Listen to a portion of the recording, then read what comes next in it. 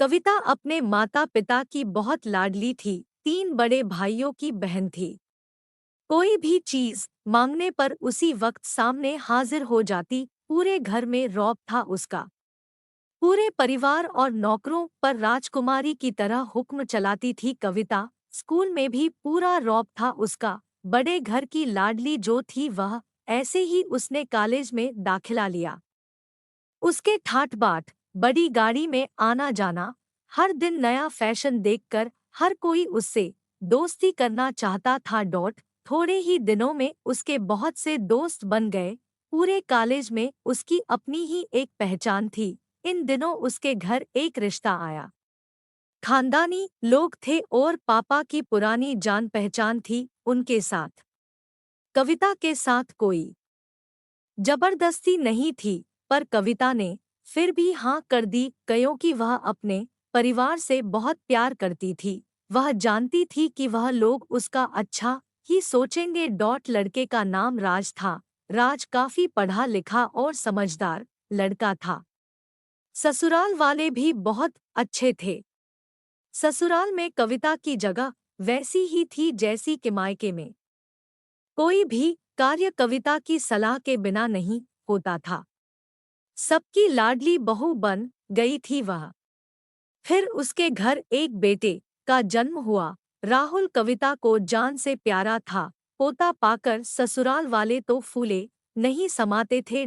कविता कभी कभी सोचती कि उसकी किस्मत कितनी अच्छी है। उसका हर अपना उसे कितना प्यार करता है। चाहे जीवन में कैसा भी समय आए, मेरे अपने हमेशा मेरे साथ है। मैं कभी अकेली नहीं हो सकती। कितनी खुशकिस्मत हूं मैं। पर शायद कविता की खुशियों को उसकी अपनी ही नजर लग गई थी। एक दिन वह मायके जाने की जिद कर बैठी। राज को बहुत काम था, लेकिन वह फिर भी उसे ले गया। रास्ते में उनकी गाड़ी अन्य गाड़ी से टकरा गई। कविता, राज और राहुल बहुत बुरी तरह से जख्मी हो गए। काफी दिनों के इलाज के बाद राज और राहुल तो ठीक हो गए, लेकिन कविता पूरी तरह ठीक ना हो सकी। सर पर चोट लगने के कारण वह अपनी आंखों की रोशनी खो बैठी। अब कविता की किस्मत जैसे उल्टे पांव चलने लगी। मायके वाले कुछ दिनों तक उसे मिलने आते रहे, फिर कभी कभार फोन ही करके पूछ लेते कि अब कैसी हो। धीरे धीरे ये सिलसिला भी कम हो गया। ससुराल वालों की सहानुभूति भी कम होने लगी। घर में किसी को पास बैठने के लिए कहती तो जवाब मिलता, बहुत काम है, अब तुम भी हाथ नहीं बंटा सकती। राज भी चिड़चिड़ा हो गया था। बस राहुल ही था उसके साथ, जिसके साथ हंसते खेलते उसका वक्त गुजरता। एक दिन कविता के हाथ से कुछ सामान गिर गया, जिसकी वजह से राहुल को हल्की सी चोट लग गई। कविता के सास ससुर ने राहुल को उससे अलग कर दिया कि कहीं उसके ना देखने की वजह से बच्चे का कोई नुकसान ना हो जाए। कविता अंदर से टूट चुकी थी। एक दिन उसने सबके सामने मायके जाने की इच्छा रखी तो राज उसे तुरंत मायके छोड़ आया, जैसे कि वह भी यही चाहता था। लेकिन राहुल को उसके साथ नहीं भेजा गया।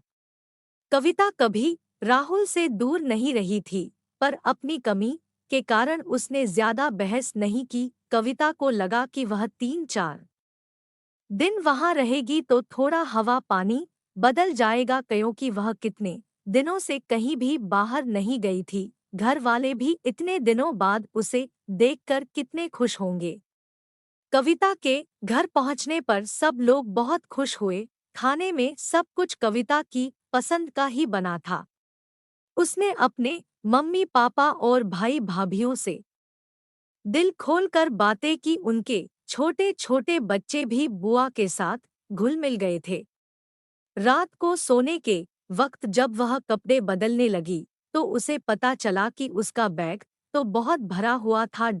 वह सब समझ गई और बहुत उदास हो गई। कुछ दिनों तक तो सब ठीक रहा, फिर जैसे सब बदलने लगा, सबका व्यवहार बदल रहा था। वह लोग जैसे थक चुके थे उससे। सब लोग घूमा फिरा कर पूछने लगे कि राज कब आ रहा है, उसे ले जाने। वह बहाना बना देती, जबकि वह जानती थी कि उस घर में अब उसके लिए कोई जगह नहीं। कविता से चलते हर वक्त कुछ ना कुछ नुकसान हो जाता। थोड़ी बहुत टोकाटाकी उसे सुनाई देती, वह टाल देती। एक दिन उसके हाथ से लगकर एक कीमती फूलदान टूट गया। छोटी भाभी ने बहुत हंगामा मचाया। कविता के माता पिता रोज रोज के झमेलों से तंग आ गए थे। उन्होंने राज को खुद से फोन कर दिया। राज कविता को अपने घर ले गया। कविता को अपने परिवार वालों से ये उम्मीद ना थी, जिस कविता के कहे बिना घर में एक पत्ता भी नहीं हिलता था, उस घर के लिए वह अब बोझ बन चुकी थी। राज के साथ ससुराल आते वक्त वह बहुत खुश थी, क्योंकि वह अपने घर जा रही थी, अपने जिगर के टुकड़े राहुल के पास। परंतु यह खुशी भी कुछ पल की ही थी। सारा बंदोबस्त पहले ही किया हुआ था। कविता को सीधे ऊपर वाले कमरे में पहुंचा दिया गया। राहुल से दूर रहने की सख्त चेतावनी दी गई। एक कांवाली लता को उसकी जिम्मेदारी सौंपी गई, जो उसके खाने पहनने जैसी जरूरतों का ध्यान रखती। कविता ज्यादातर चुप ही रहती, कभी कभी कामवाली लता से थोड़ा बतिया लेती। उसके जरिए राहुल का पता चल जाता। सबकी लाडली बेटी और बहू सबके लिए लाडली से बोझ बन चुकी थी।